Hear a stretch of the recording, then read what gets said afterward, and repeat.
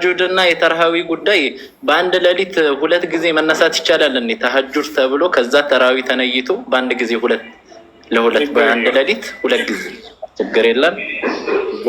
ነቢያችን ሰለላሁ ዐለይሂ ወሰለም የሌሊት ሶላትን ተጠይቀው ነበር። ሱኢለ ረሱሉላህ ሰለላሁ ዐለይሂ ወሰለም አን ሶላቲል ለይል ፈቃለ ሶላቱል ለይል መስና መስና።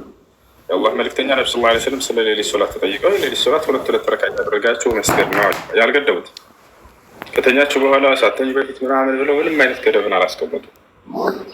ስለዚህ መገደብ ይህን በእርግጥ አንዳንድ ሰዎች የሚሰግዱት 11 ብቻ አንድ የሚሰግዱት ለምንድን ነው? አንድ ከእርሳቸው የተዘገበ ሐዲስ ስላለ ነው። እናታችን አይሻ ያስተላለፈችው ምን አለች? እርሷ ስትናገር አላህ መልካም ፍርሃን ይወዳጅላትና ما كان النبي صلى الله عليه وسلم يزيد على 11 ركعة في رمضان وفي غير رمضان አለች። የአላህ መልእክተኛ ነብዩ ሰለላሁ ዐለይሂ ወሰለም በረመዳንም ከረመዳንም 11 ረካዓ በላይ ጨምረው ሰግደው አያውቁም ማለት ነው። ስለዚህ 11 ብቻ ስለሆነ የሰገዱት ከ11 በላይ አይቻልም ይላሉ። ይሄ መገደብን አያሳይም። 11 ነው የሰገዱት፣ 11 ብቻ ሰገዱ፣ ከዚህ በላይ እንዳትሰግዱ ብለው በነበረች ነው። ነገር ግን አልገደቡትም። አየህ፣ ስራቸውና ንግግራቸው ሁለት ሀሳብ ከሆነ ስራቸው የሰሩት 11 ከሆነ ንግግራቸው ደግሞ ገደብ ካላደረጉ ይቀደም ቀውሉሁ ዐላ ፊዕሊሂ ዐለይሂ ሰላቱ ወሰላም፣ ንግግራቸው ይቀደማል ከተግባራቸው። ምናልባት እርሳቸው እዚህ ደረጃ ድረስ ሊሆን ይችላል ግዴታ የተደረገባቸው በእርሳቸው ላይ ዋጅብ ነው። እኛ ግን አልተገደበብንም። ከፈለግን ከዚያ በታች መስገድ እንችላለን፣ ከፈለግን ከዚያ በላይ መስገድም እንችላለን። እሺ መርሐባ ጀዛኩሙላህ ኸይር። ወአለይኩም ሰላም ወረሕመቱላሂ ወበረካቱ። እኔ ሁለት ጥያቄዎች ናቸው ያሉ። የሰው ምስል ከመሳል ጋር የተያያዘ ማለት ነው። የሰው ምስል መሳል ሀራም መሆኑን አውቃለሁኝ እና ከዚህ ጋር የኔ ስራ ደግሞ ቪዲዮ ኤዲተር ነኝና አሁን የመጣልኝ ስራ አኒሜሽን ስራ ነው። ያው አኒሜሽን አውቃለሁ አይደለ? ያ ከሸሪዓ አንፃር እንዴት ይታያል ነው። ሁለተኛውን ምስል ጠይቀህ ደዋቱል አርዋህ መሳል አይቻልም። ወንድ መሳል ማን ነው? እነዚህ ነገር አስፈላጊ ሳይሆን ቀረጻ በአኒሜሽን መስራት አይደለም። በቬንደር የሆነ ሰው ሞዴሉን ይሰራውና የኔ ስራ ማንቀሳቀስ ነው ያንን እኮ ያቺ እነዚህ አሻንጉሊት የሚመስሉ አኒሜሽን እነሱ ናቸው አይደል? ቶም ኤንድ ጄሪ ምናምን አይነት ማለት ነው። ፐርፐዙ ምንድን ነው? የጤና ጉዳይ ነው። የበዛ የሆነ የቦዲው ሰውነቱ መስሉ ምናምን እንዲታይ ነው የተፈለገው። በቃ ያንን ለማስተማሪያ እንትን ከሆነ ችግር አይኖረውም። ኢንሻአላህ ለማስተማሪያ ሰዎች እንዲማሩበት፣ ለምሳሌ ስለ ጤና ባለው እንዳልከው ልክ እንዲሁ ስለ ትራፊክ አስፈላጊ መልእክት ለማስተላለፍ የሚፈልጉት ነገር ካለ አላለም። እንደዚህ አይነት ለጥሩ ነገር ከሆነ ችግር አይኖረውም። ዝም ብሎ ዝባዝንኬ ነው ይፈቀድ። እሺ፣ ሁለተኛው ጥያቄ ደግሞ ከሰው ምስል ጋር በተያያዘ በኤአይ አሁን ኤአይ የሚባል ነገር መጥቷል አይደለ? በኤአይ ያንን ስዕል ጄኔሬት ማድረግስ አልገባኝም። አስገባለታለህ አንተ ሀሳብህን ወደ ምስል ይቀይረዋል።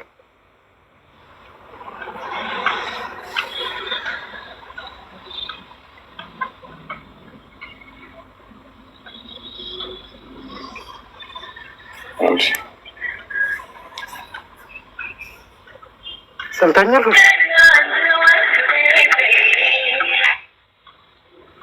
ሰላም ሄሎ፣ ሰላም ነው። ሄሎ፣ እንዴት ነሽ? ደህና ነሽ? አላ አልሐምዱሊላህ። አውቀሽኛል? ሁሱ ነኝ ቲክቶክ ላይ። እሺ፣ እስልምናን ለመቀበል ወሰነሻል አይደል? እሺ፣ የምለውን ቃል አብረሽኝ እየተከተልሽ በል።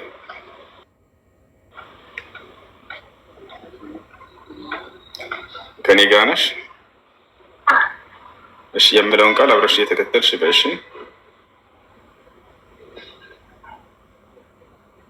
ይሰማሻል? ኤደን ይሰማሻል? አቤት ኤደን አይሰማሽም? እሺ፣ የምለውን ቃል አብረሽኝ እየተከተልሽ በሻሃዳ ላስይዝሽ ነው። እሺ፣ አሽሀዱ أشهد ألا إله إلا الله وأشهد أن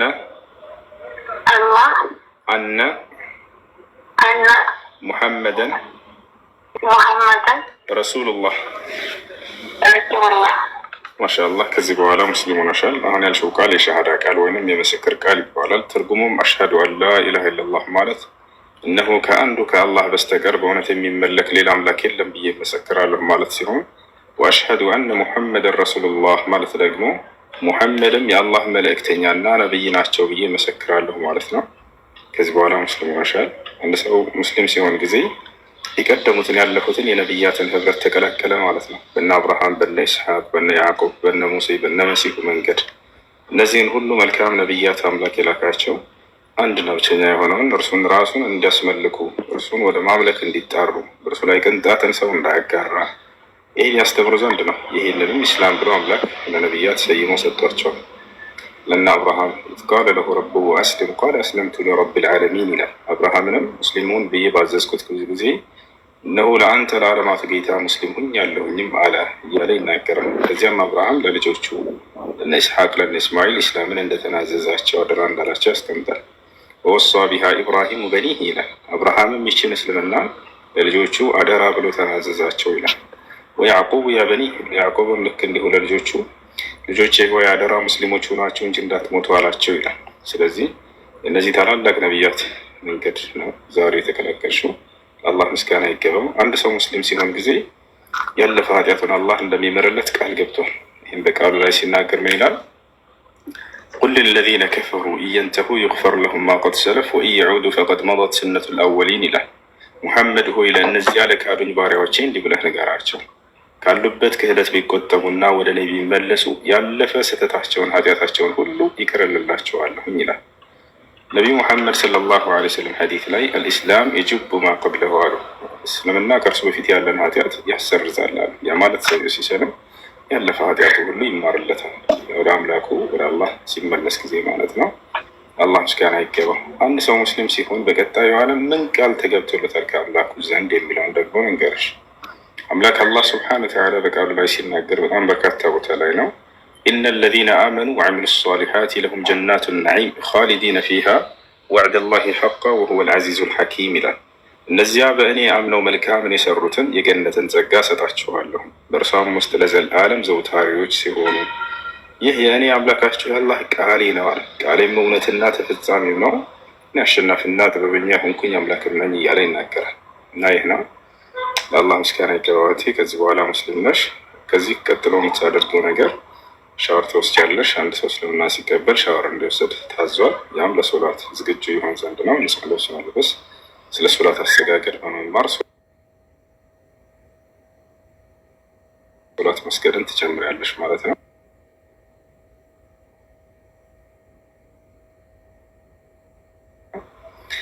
ጾም ነው አሁን ያለንበት። ቀሪ ቀናቶች አሉ። ከነገዋ ጀምረሽ ያሉትን ትጾሚያቸዋለሽ። እሺ። ሙስሊም ጓደኛ ታገኛለሽ በአቅራቢያሽ ሴቶች? በቃ እሷን ስለ ሶላት አሰጋገድ አስተምርኝ በያት። በጣም ቀላል ነው፣ ታስተምርሻለች። እሺ። ስምሽ ማን ነበር? ኤደን። እሺ። መቀየር ካልፈለግሽ ስሙ ችግር የለበትም። መቀየር የምትፈልጊ ከሆነ ደግሞ ምርጫሽ ነው። እሺ። እኔ ልቀይርልሽ ወይንስ አንቺ የምትወጪው የመረጥሽው ስም አለሽ? ኢክራም።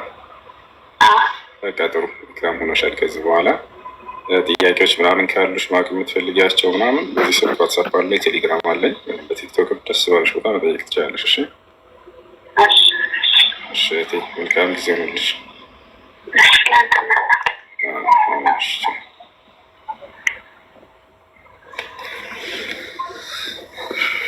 وقال الله لا تتخذوا إلهين اثنين إنما هو إله واحد فإياي فارهبون وله ما في السماوات والأرض وله الدين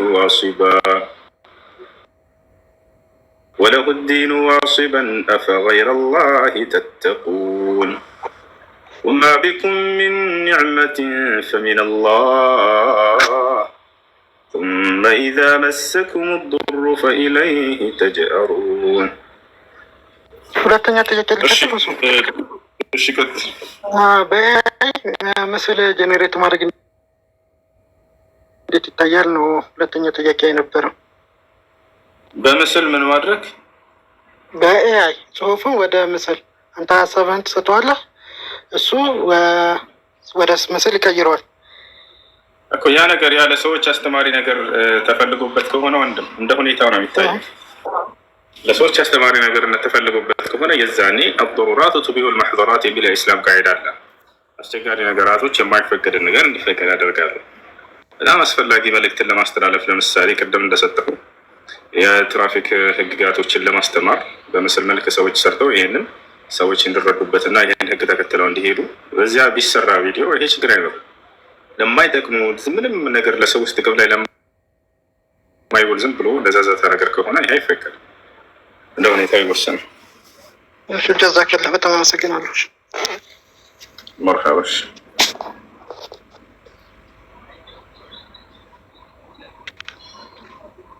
ሰላም አለይኩም ሁሱ እንዴት ነህ?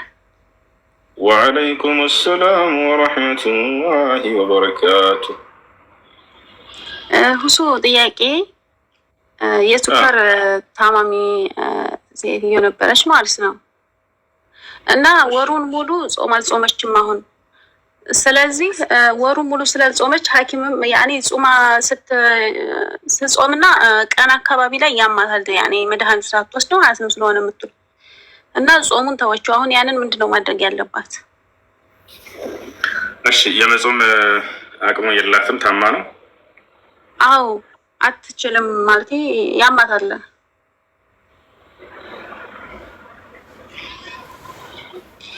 ስለዚህ ምንድነው ማድረግ ያለባት ልጅቱ?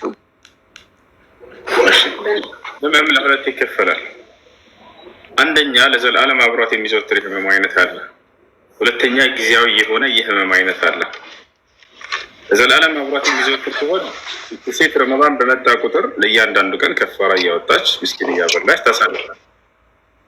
ጊዜያዊ ህመም ከሆነ ይሻላት ድረስ ጠብቃ ያንን ቀን ያለባትን ቅጣት ትጾማለች። ይህን አስመልክቶ አላህ ስብሐነ ወተዓላ በሱረቱል በቀራ ላይ ሲናገር ምን አለ? ፈመን ካነ ሚንኩም መሪደን አው ዐላ ሰፈሪን ፈዒደቱን ሚን አያሚን ኡኸር ይላል። ከእናንተ በጾም ቀን የታመመ ሰው ካለ እነዚህን ቀናቶች ይቁጠርና በሌላኛው ጊዜ ቀዳ ያውጣ ይጾማቸው ብሎ ተናግሯል። እና ይህ እሺ ማለት እሷ እንትን እንድትረግፈን ማለት የማቋረጥ አትችልም መድኃኒቱን ሁሱ እኮ ለሁል ጊዜ አብሯት የሚዘወትር ህመም ነው ወይንስ ጊዜያዊ ነው? አዎ ነው። ስኳር ማለት እንትን ማለት ረመዳን በመጣ ቁጥር ከፋራ እያወጣች ማሳለፍ ከቻለች አቅሙ ካላት፣ ከሌላት ችግር የለም። አቅሙ ካላት ግን ለእያንዳንዱ ቀን አንዳንድ ምስኪን በማብላት ታሳልፋለች። ማብላት ካልቻለች ለእያንዳንዱ ቀን አንዳንድ ኪሎ ከግማሽ ሩዝ እየገዛች ለድሃዎች ሰደቃ መስጠት፣ ለወሩ በአጠቃላይ 45 ኪሎ በአንድ ቀን መስጠት ትችላለች። እሺ 45 ኪሎ ስትሰጥ ግዴታ ከዘመድ መሀል መስጠት ትችላለች? ያረላ ላጎት ላክስት ዘመድ የተቸገረ ሰው ካለ ለእነሱ ትስጣቸው። ጤፍም ይሁን ማለት ነው። ጤፍም ሆነ ማሽላ ወይንም ዘንጋዳ ወይንም ቦለቂ ወይንም ባኤላ ወይንም ምስር ወይንም ጓያ ወይንም በቆሎ ማንኛውም ሊሆን ይችላል። እሺ ሻሃዳ መያዝ የሚፈልግ ሰው ካለ አስቀድሞ። አመሰግናለሁ እሱ በጣም አመሰግናለሁ። ሻሃዳ መያዝ የሚፈልግ ሰው ካለ አድሚኖች ካላችሁ እባካችሁ አንደኛ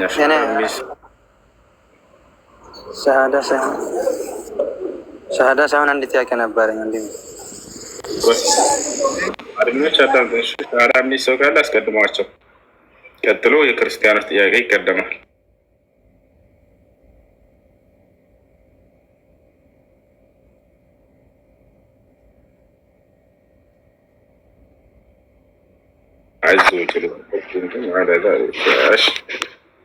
እሺ ዮሴፍ ሰላም ነው? እንዴት ነው? ወይ ውስዬ እንዴት ነህ? ሰላም ነው አልሐምዱሊላህ። እንዴት ነው? አለን። እንዴት ነህ? አልሐምዱሊላህ። ሻሃዳ ነው የሚያስፈልግ ነው የምለውን ቃል አብረን የተከተልክ በል። አሽሃዱ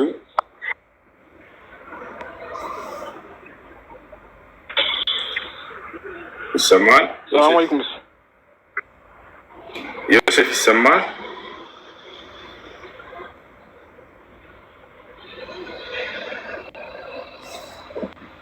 አለ ዮሴፍ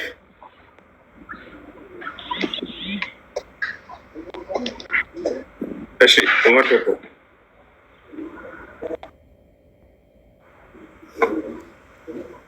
ዑመር ቀጥል።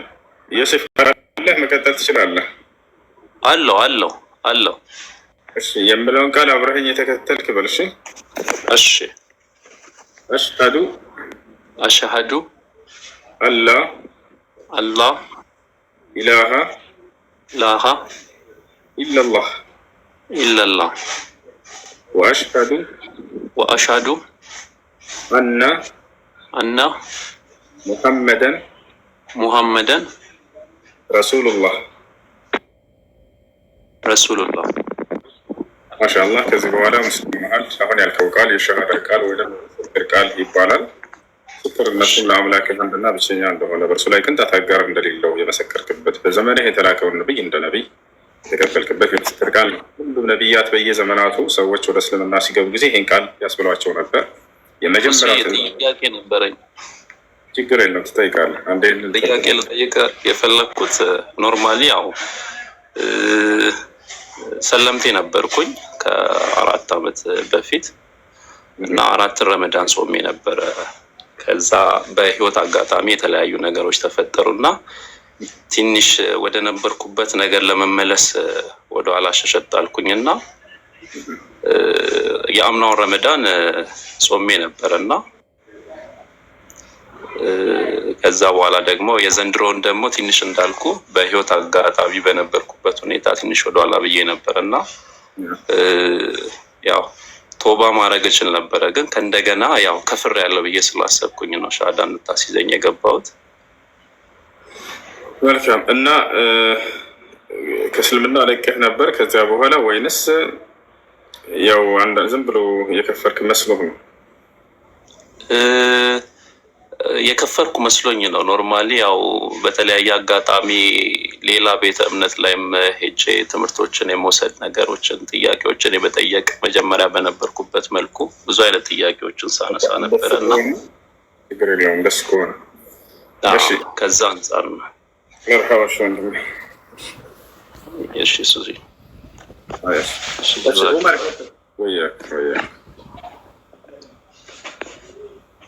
ዑመር ያዕመር። እሺ ሌሎች ቀጥሉ። እሺ ሰላም አለይኩም። ወአለይኩም ሰላም ወራህመቱላሂ ወበረካቱ። ሱረት አሊ ኢምራን ላይ ማለት ነው ጅብሪልን ያ የተከበረው ባለሟል የሆነው ትእዛዙ ተሰሚ የሆነው ምን ይላል? እና ትእዛዙ ተሰሚ የሚለው ከምን አንጻር ነው? እሺ መላእክቶችን ሲያዛቸው ጊዜ ስለሚሰሙት ሙጣዕን ሰመ አሚን ይላል። ሱራ አሊ ኢምራን ላይ ሳይሆን ሱረት ተክዊር ላይ ይገኛል። ሙጣዕን ሰመ አሚን ይላል። ሙጣዕ ማለት ትእዛዙ ተሰሚነት ያለው መላእክቶች አንድ አይጻረሩት ያለውን ይቀበላሉ። እርሱ ከአላህ ዘንድ ይታዘዛል፣ እርሱ ደግሞ መላእክቶችን ያዛቸዋል። ሰመ አሚን በዚያው ሳለ ደግሞ እርሱ ታማኝ የሆነ መልአክ እያለ ይገልጸዋል። በጣም ታማኝ የሆነ መልአክ ነው። ሁሉም ናቸው። በእርግጥ የእርሱ ደግሞ በትእዛዝ ላይ እየተወከለ ስለሆነ ታማኝነቱን ሊመሰክርለት ሊገልጽለት ዘንድ ሳይጨምር ሳይቀንስ የሚያደርስ የሆነ ታማኝ የሆነ መልአክ ነው። አድርግ የተባለውን በአግባቡ የሚያደርግ ነው። ይሄን መግለጹ ለምን ተፈለገ ከተባለ እንግዲህ ለዚህ አካል ሰዎች ይጠይቁታል። ገብርኤል አንተ ጠብቆ ያለ አምላኩ ፈቃድ እና ያለ አምላኩ ትእዛዝ የማያደርግ መሆኑ ለአምላኩ ታማኝ የሆነ ነው። ለአምላኩ ታዛዥ ሆን ነው። የእርሱን አምላክ መጠየቅ እንጂ ያለብን እርሱን አይደለም። ገብርኤል ከመላእክቶች መካከል አንድ መልአክ ነው። ያለ አምላክ ትእዛዝ ፍንክች ብሎ ወደ ምድር አይመጣም፣ አይወርድም። እርሱን ሳይሆን የእርሱን አምላክ ነው መጠየቅ ያለብን። መልአኩ ገብርኤል ምን አለ በቁርአን ላይ? ያው እርሱ እንዲል ከታዘዘው መካከል ነቢያችን ሰለላሁ ዐለይሂ ወሰለም ከዕለታት አንድ ቀን አላ ዙርተና ሚራረን ወትክራረን ያ ጅብሪል አሉት። ጅብሪል እንደው ተደጋጋሚ እየመጣህ አትዘይረኝም ምን አሉት። ከዚያ በኋላ ወማ ተነዘሉ ኢላ ቢአምሪ ረቢክ እንዲል ታዘዘ። እኔ በጌታ በአላህ ፍቃድ እንጂ አንወርድም እኮ እኛ መላእክቶች እያለ ተናገር እና ስለዚህ አምላክ አድርጉ ሲላቸው የሚያደርጉ እንጂ እነርሱ በራሳቸው ፍቃድ አንዲት ነገር ማድረግ አይችልም። ስለዚህ የእነርሱም አዛዥ ሆነውን አምላክ አላህ ሱብሓነሁ ወተዓላ ነው መጠየቅ ያለብን። ነቢያችን ሰለላሁ ዐለይሂ ወሰለም በበድር ወይም ከዚያም በኋላ በነበሩ ዘመቻዎች ላይ እርዳታን ከአላህ በሚፈልጉ ጊዜ መላእክቶችን በቀጥታ አይጠሩም ነበር። አላህን ነው የሚለምኑት። አላህ ሱብሓነሁ ወተዓላን ይለምኑታል። አላህ የመላእክት ሰራዊትን ይልክላቸዋል። ይህም በርካታ ቦታ ላይ በቁርአን ላይ ገልጿል። መላእክት ይላክላቸው ነበር። በሱረቱል አንፋል 2ኛው ገጽ መጀመሪያ አንቀጽ ላይ ምን ይላል? ኢዝ ተስተጊሱነ ረበኩም ፈስተጃበ ለኩም አኒ ሙሚድኩም ቢአልፊን ሚነል መላኢከቲ ሙርዲፊን ይላል። እኔን ጌታችሁን አላህን እርዳታ በጠይቃችሁን ጊዜ ይላል እኔም የመላእክት ሰራዊትን 1000 መላእክትን እልክላቸዋለሁ ይህ ቃል ገባሁላቸዋለሁ። አላህ ከዚያ መላእክቶችን አዘዛቸው። ወረድ ብሎ ምን አለ? ኢዝ ዩሒ ረቡከ ኢለል መላኢከቲ አኒ መዐኩም ፈሰቢቱ ለዚነ አመኑ። እኔም አምላካችሁ አላህ ወደ መላእክቶች ትእዛዜን ባስተላለፍኩ ጊዜ አስታውስ ይላል። እናንተ መላእክቶች ሆይ አኒ መዐኩም እኔ ከእናንተ ጋር ነኝ። ፈሰቢቱ ለዚነ አመኑ ሂዱና ምድር ላይ እነዚያን ያመኑትን ሙሐመድንና ከእርሱ ጋር ያሉትን አጽኗቸው፣ አበረታቷቸው፣ ከጎናቸው ሆናችሁ ጠላትን ተፋለሙ አላቸው እና ስለዚህ አምላክ ነው የሚጠይቀው። እነርሱ ምንም ማድረግ የማይችሉ ናቸው ያለ አምላክ ፈቃድና ትእዛዝ። እሺ ሁለተኛ ጥያቄ ማለት ነው። በኢትዮጵያ ኦርቶዶክስ ቤተክርስቲያን በአጠቃላይ ህግጋቶች ፍትሐ ነገሥት ላይ ማለት ነው ይሄ አቅመ ሔዋን የምትደርስ ሴት ልጅ 12 ዓመት ያን ካልሆነ 11 ዓመት ነው ይላል እና ከምን አንጻር ይመስላል የኢሻን እድሜ የሚጠቅሱት? እሺ አንደኛ የመጽሐፍ ቅዱስ ላይ የለም።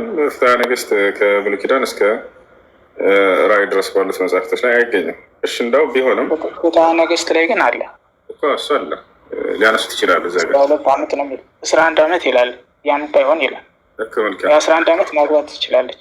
በጣም ጥሩ። ስለዚህ የ11 ዓመት ያለች ትድረኛለህ ይበላል። እንደ መስና ስታቸው ጥሩ ነገር ነው። እነሱ የ9 ዓመት ትድረኛለህ ነው የሚሉት አይደል? 2 ዓመት ላይ ጨመረችው። እሺ የ11 ዓመት ልጅ ለእኔ ትድረኛለህ ይበላል። ጠይቅ አልድረም ነው። ሲቀጥል የነቢያችን ሰለላሁ ዐለይሂ ወሰለም በ9 ዓመታት አግባ የሚል ትእዛዝ የለም። ምንም ደግሞ አድርጉ ብሎ አዘውን አይደለም። ያ ህግጋት አይደለም። ይወታቻለንም አይ እኔ አላገባም በ9 ዓመት ብትል ሴት ልጅ ትችላለች። አይ እኔ 9 ዓመት ልጅ አላገባም ቢል ሰውዬው መብቱ ነው። ይወታቻል። እንደ ትእዛዝ ወይንም እንደ ህግጋት አይደለም እሱ እና እዚህ ጋር ግን መጽሐፋቸው ላይ ግን በዚያ ከሆነ የተቀመጠው በህግ ከሆነ እሱ ነው እንዳውም ሊያስወቅስ የሚገባው ነገር። እንደ አጠቃላይ ያ አይደለም። ዋናው ነገር ምንድን ነው ከተባለ የልጅቱ ተክለሰውነት ነው። ተክለሰውነቷ ነው። ለምሳሌ አንዳንድ ሰዎች እድሜያቸው ትንሽ ሆኖ ሰውነታቸው ትልቅ ሊሆን ይችላል። ሰውነቷ ትልቅ ሆኖ እድሜዋ ትንሽ ሊሆን ይችላል። የተለያየ ተቃራኒ ሊሆን ይችላል። ዛቻው እድሜዋ 16 17 ደርሳ ሰውነቷ ግን ትንሽ ከሆነች ለትዳር ብቁ ካልሆነች እቺ ልጅ ታግባ ይባላል። አያችሁ፣ እድሜ አይደለም ዋናው ነገር።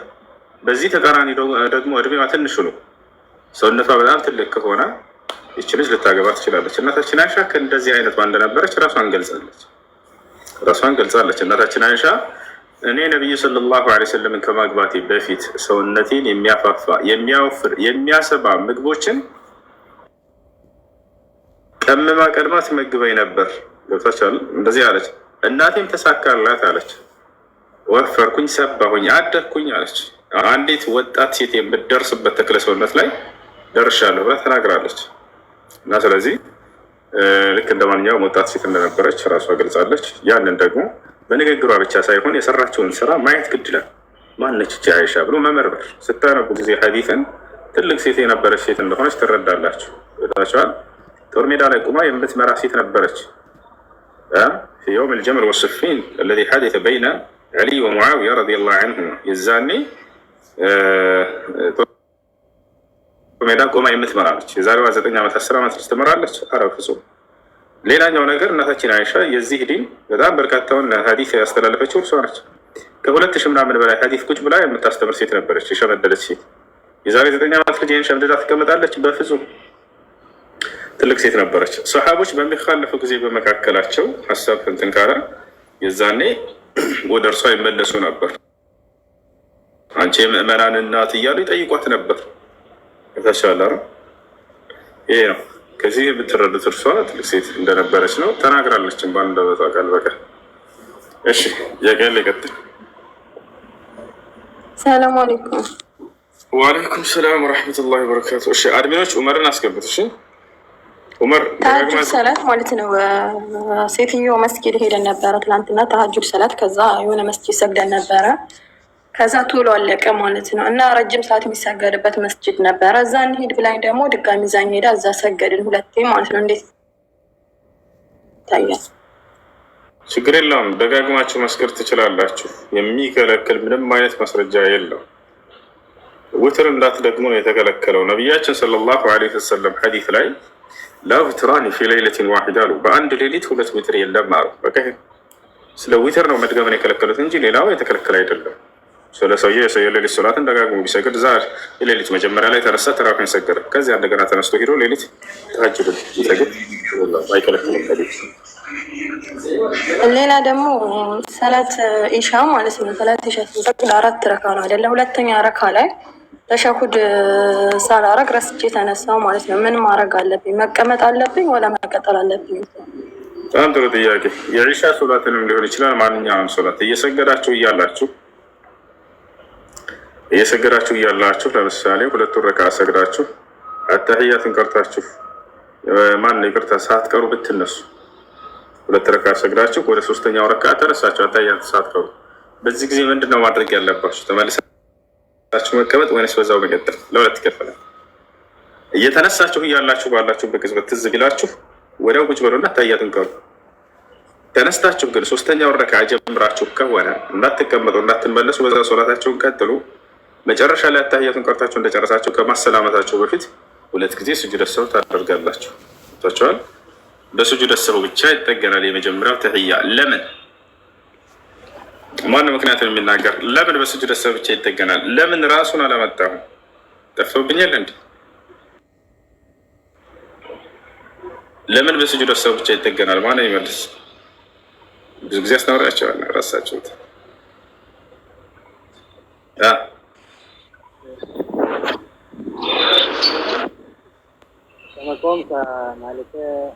لأنه من واجبات الصلاة كواجبات الصلاة كأركان الصلاة ሆኖ በነበረስ ስጁድ ሰው ብቻ ይበቃል አይበቃም? ለምን? አርካን ሶላት ራሱን ማምጣት ስላለበት። ስለዚህ እንዳጠቃላይ በስጁድ ሰው ብቻ ይጠገናል የመጀመሪያው ተህያ ብትረሱት። እሺ እሱ ነው።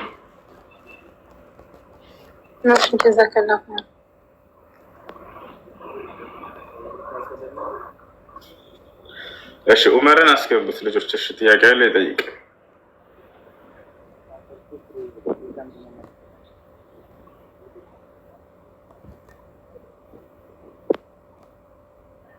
ሰላም አለይኩም ኡስታዝ። ወአለይኩም ሰላም ወራህመቱላሂ ወበረካቱ።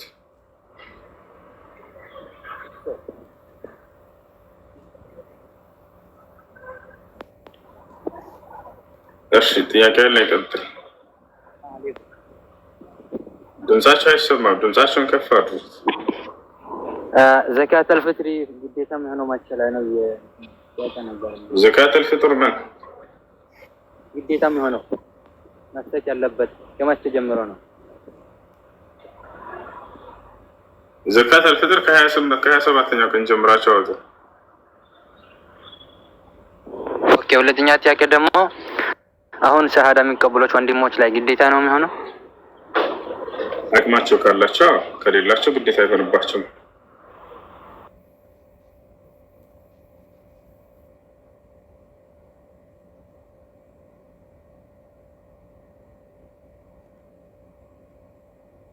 እሺ የመጀመሪያው ጥያቄ አንድ ሰው ዱንያን ችላ ብሎ የሆነ ከጌታው የጌታውን ትእዛዝ እየጠበቀ በዙህድ ከሚኖርና ቤተሰብ መስርቶ ምናምን ከሚኖር በአጅር በስተኩል በላጩ የቱ ነው?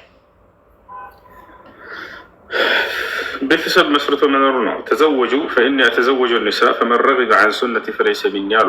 የቁርአንም የሐዲስ ማስረጃዎች የሚያሳዩት ቤተሰብ መስርቶ መልካም ትውልድን አፍርቶ መኖሩ ነው። ነቢያቶችም በዚህ መንገድ ላይ ነው የሄዱት። ላለማግባት ነው ይኸውልህ። ሁለተኛው ጥያቄ ደግሞ ማለት ብዙ ጊዜ የሰሃቦችን የሰለፎችን ታሪካቸውን ምናምን ስታዳምጥ የሆነ ለአላህ የነበራቸው ፍራቻ የሆነ አላህ ላይ ያለኝን ተስፋ እንዳጣ ያደርገኛል እና እስቲ የሆነ ምክር ነው። ሰላም አለይኩም። ወአለይኩም ሰላም ወራህመቱላሂ ወበረካቱ። የሆነ ጓደኛዬ ነው እና ሻዳ ልጅ ፈልጎ ብዙ ትምህርቶችም በዛው ሰጥተው ያለውን ነገር ብትወራው ያው አጠገቤ ነው። እሺ ሰላም፣ እንዴት ነህ? እሺ እግዚአብሔር ይመስገን። እንዴት ነህ? አላህ አልሐምዱሊላህ ደህና ነህ? ይመስገን ደህና ነኝ። እሺ ጥያቄዎች አሉ? ካሉ ልመልስልህ፣ ከሌለ ስለ ኢስላም ንገርህ። ንገረኝና ጥያቄዎችን እጠይቃለሁ። እሺ ኢስላም ወል ኢስላም ማለት አምላክ በነቢያት በኩል የደነገገው ብቸኛው መለኮታዊ ሃይማኖት ነው። አምላክ ነቢያትን ሁሉ ያዘዘበት፣ የሰው ልጆችን ሁሉ የፈጠረበት የተፈጥሮ እምነታቸውም ነው። ማንኛውንም ሰው ስፈጥርኔ ሙስሊም አድርጌ ፈጥር ያለሁ ብሎ አላህ ሱብሓነሁ ወተዓላ ይናገራል። በሱረቱ ሩም ምዕራፍ 30 ቁጥር 30 ላይ ምን ይላል? ፈአቂም ወጅሀከ ሊዲን ሐኒፈን ፊጥረተላሂ አለቲ ፈጠረ ናሰ ዐለይሃ ይላል። ላ ተብዲለ ሊኸልቂላሂ ዛሊከ ዲኑል ቀይም ወላኪነ አክሰረ ናስ ላ ያዕለሙን ይላል። ሰዎች ሆይ ፊታችሁን ለቀጥተኛው ሃይማኖት ለኢስላም ብቻ አዙሩ፣ ወደ ሌሎች ሃይማኖት አትዙሩ አለ። ለምን? ፊጥረተላሂ አለቲ ፈጠረ ናሰ ዐለይሃ፣ ይህ እስልምና ሃይማኖት እኔ አምላካችሁ አላህ ሰዎችን ስፈጥራቸው የፈጠርኩባቸው እምነታቸው ሲሆን አለ።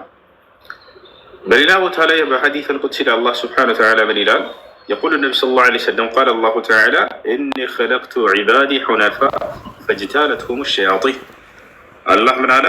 እኔ ባሪያዎችን ቀጥ አድርጌ በቀጥተኛው ጎዳና ላይ በኢስላም ላይ ፈጠርኳቸው፣ ከዚያም ሰይጣናቶች አዞሯቸው እያለ ይናገራል። ለዚህም አንድ ልጅ እንደተወለደ ቢሞት ወደ ገነት ነው የሚሄደው። ነቢያችን ሰለላሁ ዐለይሂ ወሰለም አጥፋሉል ሙስሊሚነ ፊል ጀና ነው። ለምን? ሙስሊም ተደርጎ የተፈጠረ ይህ ነው። በዚያም ላይ አምላክ አላህ ሱብሓነሁ ወተዓላ ኢስላምን እንዲያስተምሩ ነቢያትን በየጊዜው እንደላካቸው ቃል በቃል ይናገራል። ይህን እስላምን የደነገገ ያስተምሩ ነቢያት። እስላም በሰዎች ምድር ላይ የተመሰረተ ሃይማኖት አይደለም። ልብ በሉ፣ ሃይማኖትን ሊመሰረት የሚገባው አምላክ ነው። አምላክ ደንግጎ ለነቢያት ይሰጣል እንጂ ሰዎች ምድር ላይ የሚሰሩት ሃይማኖት ከሆነ እኔ አልከተለውም። ሰዎች ምድር ላይ የሚሰሩት ከሆነ አልከተለውም። ስለ መዳን የሚያውቀው አምላክ ራሱ ነው። ያንን የምድንበትን መንገድ በነቢያት በኩል የሰጠኝ እርሱ ነው። ቃል በቃል አላህ ሲናገር ምን ያህል ስለ ኢስላም ሸረዐ ለኩም ሚነ ዲን ማ ወሳ ቢሂ ኑሐን ወለዚ አውሐይና ኢለይከ ወማ ወሰይና ቢሂ ኢብራሂመ ወሙሳ ወዒሳ ይላል። እነሆ ይሄን እስልምናን ሃይማኖት እኔ የደነገግኩላችሁ ይላል አላህ። እኔ የደነገግኩላችሁ ከዚህ በፊት ኖህን፣ አብርሃምን፣ ሙሴን፣ መሲሁን አዘጀበት የነበረውን ኢስላምን ይሄን ሃይማኖት እያለ ይናገራል። በሌላ ቦታ ላይ አላህ ሱብሓነሁ ወተዓላ ምን ይላል? ኢነ ዲነ ዒንደላሂ ልኢስላም ይላል። ከእኔ ከአላህ ዘንድ ቀጥተኛው እውነተኛው ሃይማኖት ኢስላም ብቻ ነው እያለ ይናገራል። በሌላ ቦታ ላይ አምላክ አላህ ሱብሓነሁ ወተዓላ ምን ይላል? ወረዲቱ ለኩም ልኢስላመ ዲና ይላል። እስልምናን ሃይማኖት እኔ ራሴ ደነገግኩላችሁ ወደድኩላችሁ እያለ ይናገራል። ሙሐመድ እኮ ነው ያመጣው። ሙሐመድ አስተላላፊ ናቸው። የአዩሃ ረሱል በልግ ማ ኡንዚለ ኢለይከ ሚን ረቢክ ይላል። ሙሐመድ ሆይ አንተ መልእክተኛዬ ወደ አንተ የማወርድልህን አድርስ ለሰዎች ይላቸዋል። ፈኢነማ ዐለይከ ልበላጉ ወዐለይና ልሒሳብ ይላቸዋል። ሌላ ቦታ ላይ በአንተ ላይ ያለብህ ግዴታ ማድረስ ብቻ ነው ይላቸዋል። ዛቸዋል። ከዚያ ላይ ወማ የንጥቁ ዐን ልሀዋ ኢን ሁወ ኢላ ወሕዩን ዩሓ እያለ ይመሰክርላቸዋል። ሙሐመድ ከራሱ አንዳችን አይናገርም፣ ይልቁንስ ከእኔ ዘንድ በሚተላለፍለት ራእይ ነው የሚናገረው እያለ ይናገራል። መን የጢዕ ረሱለ ፈቀድ አጣዐ አላህ ይላል። መልእክተኛውን ሙሐመድን የታዘዘ በእርግጥም እኔን ታዘዘ ይላል። የእርሱን ትእዛዝ ነው እና የሚያስተላልፉት እርሳቸው መካከል ላይ ሆነው በአምላክና በሰዎች መካከል ቃልን እየተቀበሉ የሚያደርሱ ነቢይ ብቻ እንጂ ሌላ በፍጹም አይደሉም። ይህ ነው እና አምላክ በነቢያት በኩል ይህን ሃይማኖት እንዳዘዘ ነቢያቶች እንደኖሩበት እንደሰበኩት ይነግረናል። አብርሃምን ብንወስድ ለምሳሌ ማ ካነ ኢብራሂሙ የሁድየን ወላ ነስራንየን ወላኪን ካነ ሐኒፈን ሙስሊማ ይላል። አብርሃም አይሁድ አልነበረም፣ ክርስቲያንም አልነበረም፣ በአንዱ አምላክ ላይም በአላህ ላይ የሚያጋራ አልነበረም። ይልቁንስ በእርሱ ትእዛዝ ላይ ቀጥ ያለ ሙስሊም ነበር ይላል። ልክ እንዲሁ እነ ያዕቁብ ለልጆቻቸው አደራ ያሉት ሃይማኖት ነው። ወያዕቁብ ያ በንየ ኢነ አላህ አስጠፋ ለኩም ዲነ ፈላ ተሙቱና ኢላ ወአንቱም ሙስሊሙን ይላል። ያዕቁብ ለልጆቹ ምን አላቸው? ልጆቼ ሆይ እነሆ አምላካችሁ አላህ አንድ ሃይማኖትን ብቻ ኢስላምን መርጦላችኋል። አደራ ልጆቼ ሙስሊሞች ሁናችሁ እንጂ እንዳትሞቱ አላቸው ይላል። ያው ከያዕቆብ ልጆች መካከል ዮሴፍ ተመርጦለት ነበር። ዮሴፍስ ሙስሊም ነበር? አዎ ሙስሊም ነበር። ዮሴፍ ራሱ ስለ ራሱ ሲናገር ምን ይላል? ረቢ ቀድ አተይተኒ ሚን الملك وعلمتني من تأويل الأحاديث فاطر السماوات والأرض أنت ولي في الدنيا والآخرة توفني مسلما وألحقني بالصالحين. ዮሴፍ ምን አለ? አደራ አምላኬ አላህ ሙስሊም አድርገህ ግደለኝ፣ በቀጣዩም ዓለም ከደጋጎቹ አስጠጋኝ አለ ይላል። ይሄ ነው ነቢያቶች እንደ ሙሴ ሐዋርያቶች ሳይቀሩ ቃል በቃል ሙስሊም መሆናቸው ተቀምጧል። ስለዚህ ኢስላም አምላክ ለነቢያት ደንግጎ የሰጣቸው መንገድ ነው። ታዲያ እስላምን ለተቀበለ ሰው ምን ተስፋ ሰጥቶታል አላህ ከተባለ በቀጣዩ ዓለም የዘላለማዊ ሕይወትን ሊሰጠው ገነትን ሊያወርሰው ቃል ገብቶለታል። ይህን ሲናገር ይላል እነ ለዚነ አመኑ ወዐሚሉ ሷሊሓት ለሁም ጀናቱ ነዒም ኻሊዲነ ፊሃ ወዐደ ላሂ ሐቀን ወሁወ ልዐዚዙል ሐኪም ይላል። እነዚያ በእኔ በአላህ አምነው መልካምን ለሰሩ ሰዎች የገነትን ጸጋ ሰጣቸዋለሁ፣ በእርሷም ውስጥ ለዘላለም ዘውታሪዎች ሲሆኑ አለ። ይህም የእኔ አላህ ቃል ነው፣ ቃሌም እውነትና ተፈጻሚ ነው አለ። እኔ አሸናፊና ጥበበኛ ሆንኩኝ አምላክ ነኝም አለ። እና ይህ ነው ሀዛ ሁወ ልእስላም። ነቢያቶች የደነገጉት እነማን? ነቢያቶች የሰበኩት ያስተማሩት፣ የነቢያት ህዝቦች የኖሩበት፣ አምላክ ራሱ የደነገገው ኢስላም ለተከተለ ሰው ቃል ራሱ የገባበት እኔ ገነትን እሰጠዋለሁ ሙስሊም በሆነ ሰው ያለበት ይህ ነው። የእስልምና የመጀመሪያው ትእዛዝና መሰረት ምንድን ነው? ልክ ነቢያቶች እንዳስተማሩት ያንን አንድና ብቸኛ የሆነውን አምላክ በብቸኝነት ማምለክ ነው። በእርሱ ላይ ቅንጣትን ሳታጋራ። አምላክ አላህ ስብሐነ ወተዓላ አንድ ነው። በአንድነቱ ላይ ሶስትነት የለበትም። አምላክ አላህ ስብሐነ ወተዓላ ዘለዓለማዊ ህያው ነው። በህያውነቱ ላይ ሞትነት የለበትም። ስለ እኔ ብሎ ሞቷል ብሎ ሂሳብ የለም ባላር አምላክ አይሞትም። ይህ ነው አምላክ አላህ ስብሐነ ወተዓላ መለኮት ብቻ ነው። በመለኮትነቱ ላይ ሰውነት የለበትም። አምላክም ነው ሰውም ነው ብለህ የምታምነው አይደለም። አምላክ አላህ ስብሐነ ወተዓላ ጌታ ብቻ ነው። በጌትነቱ ላይ ባርነት የለበትም። ስለ እኔ ብሎ ባሪያ ሆኖ ብሎ መጣ ብሎ ሂሳብ የለም ይላል።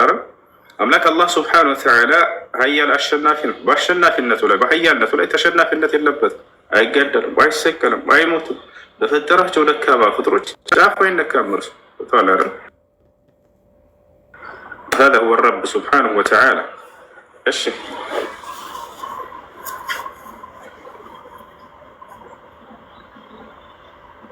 እሺ ቀጥሉ ልጆች። ልቀጥል አልጨረስኩም ነበር ቅድም። እሺ ልጁ ሲመጣ ይቀጥላል። አሰላሙ አለይኩም ወራህመቱላሂ ወበረካቱ። ቅድም የጠየቁትን ሰምተኸኝ ነበር ወይስ ልድገመው? ምን አልሽኝ? ቅድም ጠይቄ ነበር ልድገመው? ልጁ ሲገባ አቋረጡ።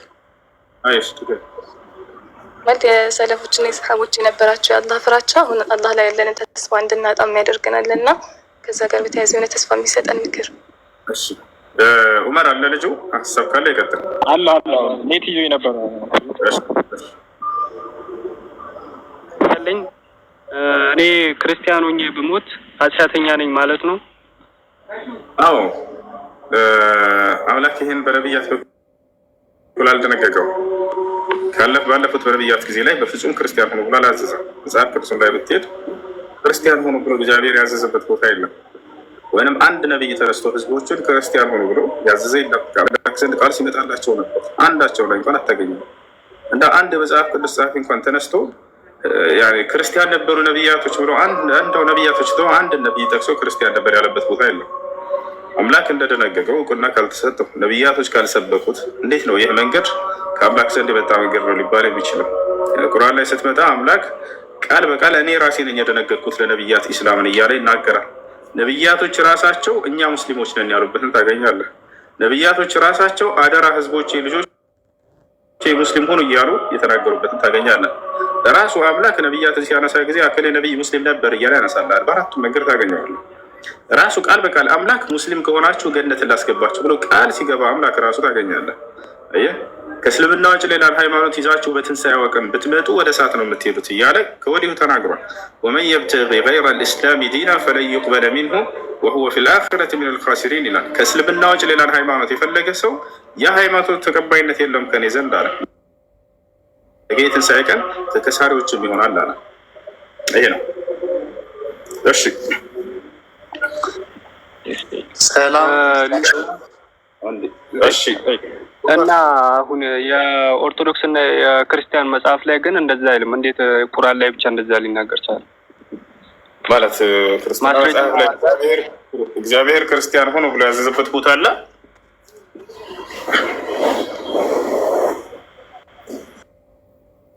እግዚአብሔር ክርስቲያን ሁኑ ብሎ ያዘዘበት ቦታ አለ ኦርቶዶክስ መጽሐፍ ላይ። ቀጥል ወገናችን። እንደ አስተምሮቱ ነው እንጂ እኔ መጽሐፍ ቅዱስን እንኳን የማንበብ ልምድ የለኝም። ማስተምሮቱን ለማለት ነው። አልሐምዱሊላህ አንድ ልጨርሰናል ደውል። እሺ ይኸውልህ የትኛውም ቦታ ላይ መጽሐፍ ቅዱስ ላይ ከኦሪት ዘፍጥረት እስከ ራዕይ ድረስ እግዚአብሔር አንዲትም ቦታ ላይ ክርስቲያን ሁን ብሎ ያዘዘበት ቦታ የለም። አንድ ሁለተኛ ነቢያቶችም ክርስቲያን ሁኑ ብሎ ያዘዙበት ቦታ የለም። ሁለት ሶስተኛ አንድ መጽሐፍ ቅዱስ ጸሐፊ ከኦሪት ዘፍጥረት እስከ ራዕይ ድረስ ተነስቶ አከሌ አንድ ነው አምላክ የላከውን ነቢይ አከሌ ነቢይ ክርስቲያን ነበር ብሎ የተናገረበት ቦታ የለም። ከአምላክም ዘንድ ከነቢያትም ዘንድ እውቅና የሌለው ሃይማኖት ከሆነ በፍጹም ነገ ከአምላክ ፊት በምትቆም ጊዜ ክርስቲያን ሁን ብዬ ያዘዝኩበት ቦታ የት ነው ብሎ ቢጠይቀህ ምን ትላለህ? ይሄ ነው።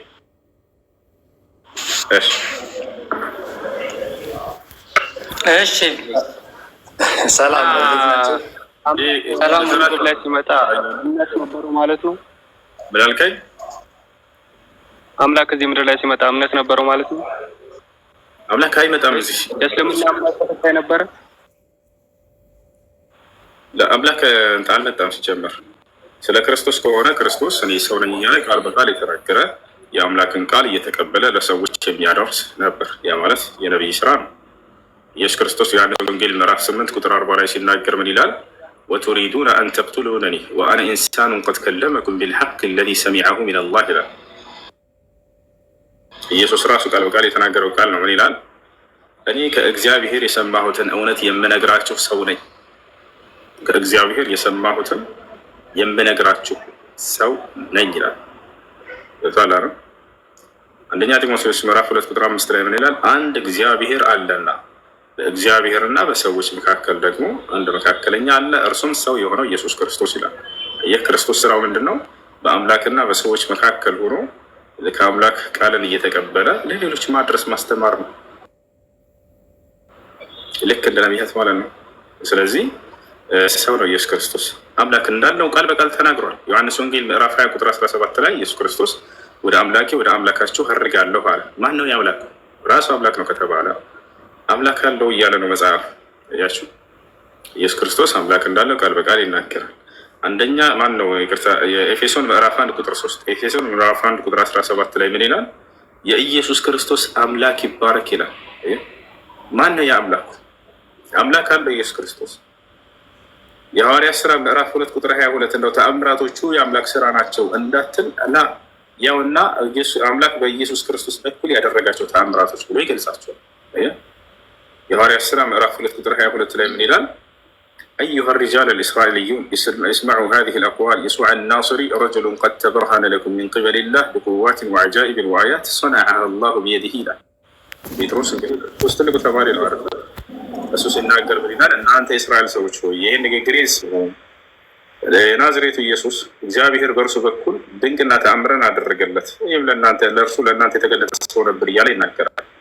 ስለዚህ ኢየሱስ ክርስቶስ አምላክ በእርሱ በኩል ድንቅና ተአምርን ያደረገለት ሰውና መልእክተኛ ነብይ ነው። እሺ ቆይ ተረጋጉ። በተራ ታወራላችሁ እያልኩኝ ነው። በተደጋጋሚ የነገርኩህና ተረጋጋ ታወራላችሁ። እሺ ዑመር አለ ልጁ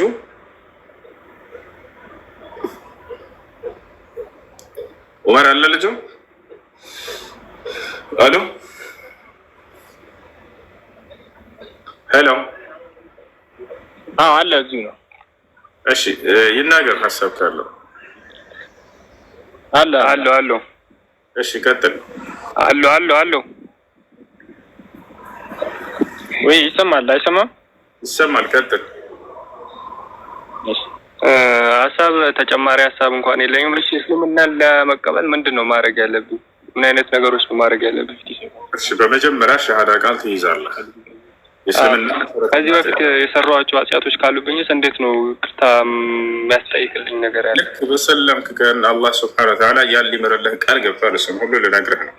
አምላክ አላህ ስብሐነ ወተዓላ በቁርአን ላይ በጣም በርካታ ቦታ ላይ ምን ይላል? በሱረቱል አንፋል ላይ ለምሳሌ ቁል ሊለዚነ ከፈሩ ኢየንተሁ ይግፈር ለሁም ማ ቀድ ሰለፍ ወኢን የዑዱ ፈቀድ መضት ሱነቱል አወሊን ይላል። ሙሐመድ ሆይ ለእነዚያ ለካዱኝ ባሪያዎቼ እንዲህ ብለህ ነገራቸው ከክህደታቸው ከተቆጠቡና ወደ እኔ ከተመለሱ ያለፈ ኃጢአታቸውን ሁሉ ምርላቸዋለሁኝ አለ። አምላክ ማለት ይሄ ነው። ወደ እርሱ ስትመለስ ያለፈ ስህተትህን አያስብብህም። እንዲህ ነበርክ እኮ አንተ ብሎ አይጠይቅም፣ አይዝህም። ወደ እርሱ ተመላሽ ሆንክ ኸላስ። ባህሪ ነው። ሊክድ ይችላል ሰው፣ ሊሳሳት ይችላል ሰው፣ ሁሉን ኃጢአት ላይ ሊወድቅ ይችላል። ኩሉ በኒ አደም ኸጣ ወኸይሩል ኸጣኢነ ተዋቡን አሉ ነብዩ ሰለላሁ ዐለይሂ ወሰለም። የአደም ልጆች ተሳሳሾች ናቸው፣ ከስተተኞቹ ደግሞ በላጮቹ ወደ አምላክ የተመለሱ ንስሐ ያደረጉት ናቸው አሉ። ዛሬ በተመለስክበት ቀን አላህ ያለፈ ኃጢአትን ይቅር እንደሚልህ ቃል ገብቷል። ወኢኒ ለገፋሩ ሊመን ታበ ወአመነ ወዐሚለ ሷሊሐን ሱመ እህተዳ ይላል አላህ። ወደ እኔ ንስሐ ላደረገ ለተመለሰ ባሪያ እምርለታለሁኝ አለ። በሌላ ቦታ ላይ በሱረቱል ማኢዳ ላይ ምን ይላል? ፈመን ታበ ሚን ባዕድ ዙልሚሂ ወአስለሐ ፈኢነላሀ የቱቡ ዐለይህ ኢነላሀ ገፉር ረሒም ይላል። በኃጢአትና በክህደት ነፍሱን ከበደለ በኋላ ራሱን ያስተካከለ ወደ እኔ ንስሐ ያደረገ ባሪያዬን እኔ ንስሐውን እቀበላለሁኝ፣ እምርለታለሁ፣ አዝንለታለሁ፣ እኔ መሐሪና አዛኝ ሆንኩኝ አምላክ ነኝና እያለ ይናገራል። ይሄ ነው። እሺ አሁን እስልምና ለመቀበል ዝግጁ ነህ? መናገር እችላለሁ? ሁሱ ጤና ይስጥልኝ። ትንሽ ጊዜ ውስጥ የባስበት ደስ ይለኛል። በቃ ችግር የለውም። ደስ ባለህ ጊዜና እንትን ትላለህ ትቀጥላለህ። እሺ ማት ከላይ ያለው ቀጥል። በተራ ታወራላችሁ አልሰ እሺ ሰላም። ከትናንት በፊት ተነጋግረን ነበር። ሳንጨርስ ስራ ልገባ ስለነበረ ነው። እሺ አሁን ብዙ የመጽሐፍ ቅዱስ እንትኖችን አንስተሃል።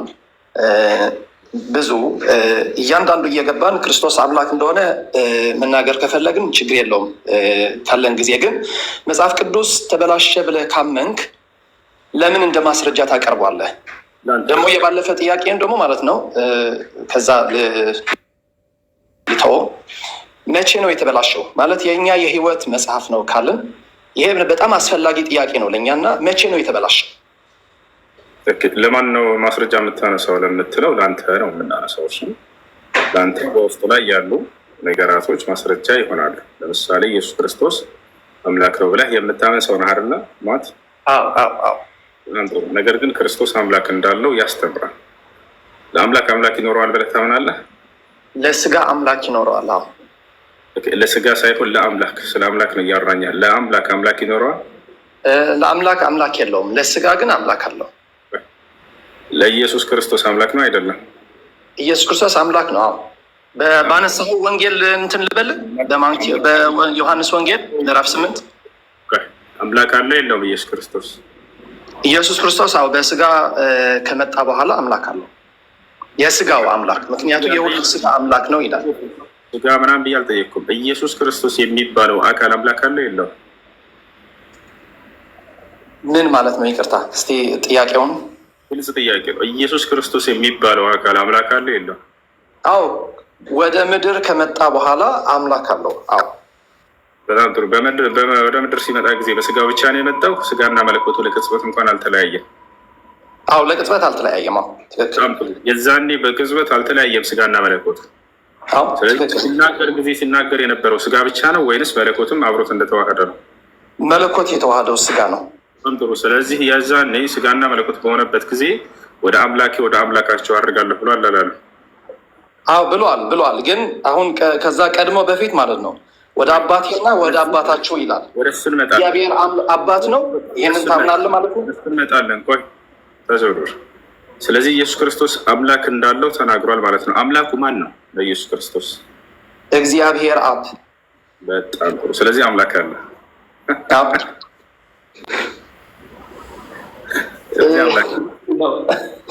ይሄ እኮ ምስጢረ ስላሴ ያለማወቁን እንጂ ማለት አንድ በዚህ ብቻ በጥያቄ ብቻ ትምህርት ነው የሚያስፈልገው።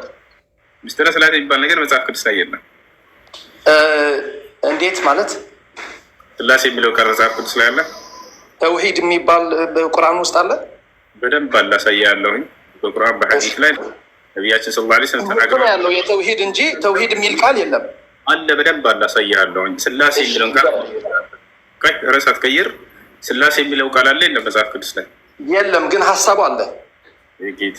ጌታ ዘመንህን ይባርከው። ስላሴ የለም፣ ስላሴ የሚል ቃል የለም፣ ግን የስላሴ ሀሳብ አለ። ወደ ሀሳቡ ስላሴ እኮ ቆይ ወንድሜ፣ በጣም ቆይ ትንሽ እንትን ልበል። ስላሴ እኮ ለእኛ መግለጫ እንዲሆን ነው አባቶች በፊት የነበሩ አባቶች ማለት ነው 100 ዓመት በኋላ ከክርስቶስ በኋላ የመጡ አባቶች ይሄ ሀሳብ ስላሴ ብለን ብንጠራውስ ለመግለጫ ይመቸናል ወይ ያሉት ነው እንጂ ስላሴ የሚል ቃል በቃሉ መጽሐፍ ቅዱስ ላይ የለም። ይሄንን አሜን ነው። ጌታ ዘመን ሊባርከው። የዛሬው ቀን ያንተ ጌታ ሰው። ስለዚህ ምን ታደርጋለህ? ሀሳቡ አለ ብለኸኛል። ሀሳቡን እንድታስረዳን ስላሴ ማለት ምን ማለት ነው? ጀምር በጌታ ሰው። ኦኬ ስላሴ ማለት አንድ አምላክ እንደሆነ እግዚአብሔር አምላክ አንድ እንደሆነ ይናገራል። ግን 3 አካል ያለው አምላክ እንደሆነ ደግሞ ይናገራል።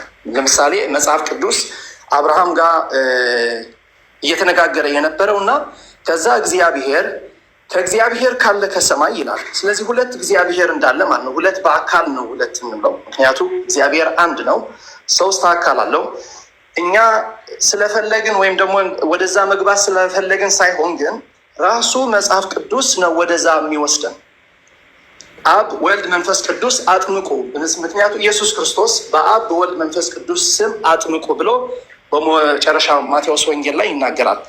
ማንንም ነቢይ እንደዛ ብሎ የተናገረ የለም። በሙስሊምም ይሁን በአይሁድም ይሁን ሙስሊምን ፍታ ራስን ቻልና እዛ አብራራ ስለ ስላሴ ማለት በየትኛውም ነቢይ ማለት ነው።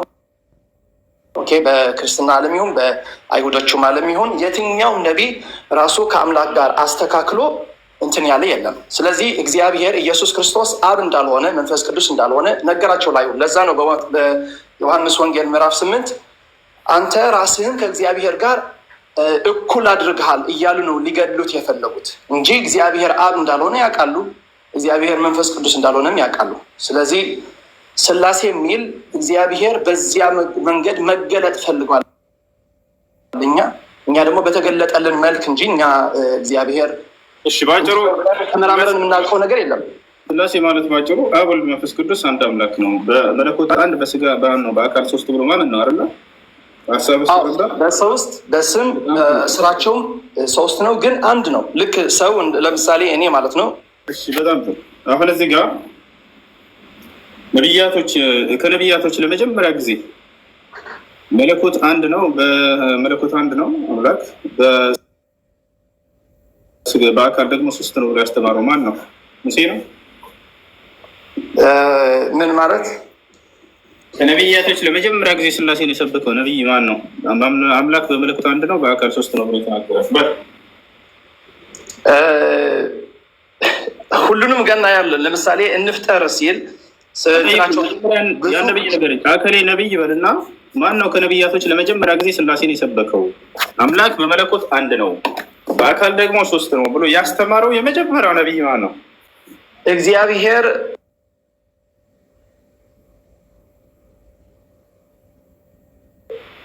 ከአንድ በላይ እንደሆነ ግልጽ አልነበረም ያኔ ማለት ነው።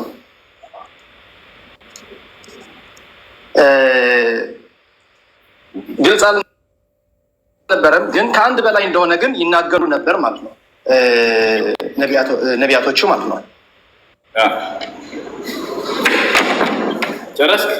የለም። አዎ ባለፈ ልክ እንዳልከው ለምሳሌ ባለፈ ያልከው ነገር ምንድነው? እግዚአብሔር ስማ፣ እስራኤል ስማ። ስለዚህ ከነቢያቶች አምላክ በመለኮት አንድ ነው፣ በአካል ግን 3 ነው። እነርሱም አብ ወልድ መንፈስ ቅዱስ ይባላሉ ብሎ የሰበከ አንድም ነቢይ የለም ማለት ነው። ጌታ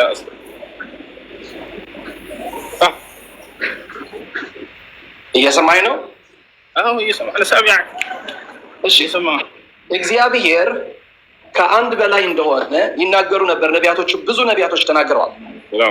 ከአንድ በላይ ነው አይደለም? አንድ ነው ብለው ደግሞ ተናግረዋል ማለት ነው። ለምሳሌ አምላክ አንድ መለኮት አንድ ነው፣ በአካል 3 ነው ብሎ የሰበከ የመጀመሪያው ነቢይ ማን ነው ካለ ወደ ጥቅስ ትሰጠናለህ፣ እናየዋለን። ብዙ ነዎች ጥቅሶቿ። ለምሳሌ ማለት ነው ብዙ ማንሳት እንችላለን። ለምሳሌ ዘዳግም ምዕራፍ 4 ቁጥር 6 ላይ እስራኤል ሆይ ስማ፣ እግዚአብሔር አምላክህ እግዚአብሔር አንድ ነው ይላል። አሁን እዚህ ለምሳሌ የአይሁድ እንትኖቹ እንኳን ራሳቸው ማለት ነው ለምን የእግዚአብሔር ስም 3 ጊዜ እንደተጠራ አናውቅም ነው ያሉት። የእስራኤል ራሳቸው ስኮላሮቹ ማለት ነው በእንትኑ ሲናገር ማለት ነው። በዕብራይስጥኛው ሻማ እስራኤል ያህዌ አንድ፣ ኤልሄይኑ ሁለት፣ ያህዌ ብሎ 3 ጊዜ የእግዚአብሔር ስም ጠርቶ አሃድ ይላል። አንድ ነው። ይህንን ነገር እንኳን ለምን አያውቅም፣ ግን እኛ በክርስቶስ መጥቶ ደግሞ ግልጽ አድርጎናል። ዮርዳኖስ የአሁኑ ቃል ትርጉም ምንድን ነው?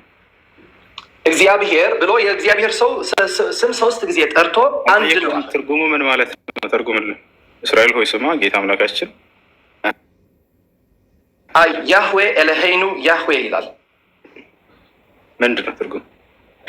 የእግዚአብሔር ስም ነው። ያህዌ የእግዚአብሔር ስም ነው። ኤልሄይኑ ስሙን አይደለም ማለት ነው። ትርጉሙን ንገረና ያልኩ ምንድን ነው ትርጉም? ያህዌ ትርጉም በል እግዚአብሔር ስም ነው። እስራኤል ሆይ ስማ ጌታ አምላካችን አንድ ጌታ ነው የሚለው ጥቅስ ነው አይደለ? አዎ። ታዲያ ምንድን ነው እዚህ ጋር ስላሴ ወይ ጌታ ስም? አይ ማለት በእንትኑ እንመለስና በ3 ጊዜ ለምን እንደተጠራ ስኮላሮች ራሱ አያውቁም። በአማርኛ ሲገልጽ ጌታ አምላክህ ብሎ እንትን ያልፈዋል፣ ግን እንደዛ አይደለም ነው እያልኩኝ ያለሁት። እንደዛ አይደል? እስኪ አንተ እያሳየህ እስኪ ያሳየን እስኪ ዕብራይስጥ ነውጣና አንብብና አስረዳን እስኪ። ኦኬ ባይብል ሀብ አለ ክፈተውና እንትን ልበልህ ወይ ቆይ እንትን ልበላ።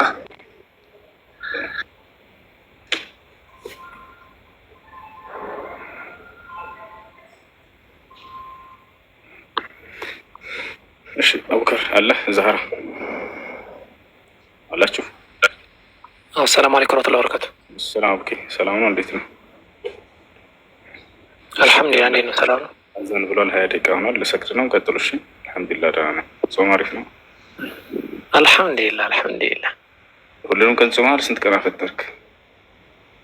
ግማሽ ቀን ነው እየጾምክ ያለው። እስከ ሚውት ላድርግላችሁ ወይንስ? ሚውት አድርገውና እንደዚህ ይሻላል። ቀጥሉ።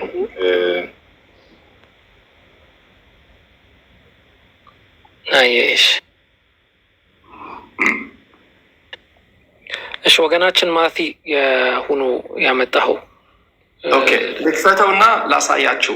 እኔም ገቢ ነኝ ስራና ከ10 ደቂቃ በኋላ እንትን በለው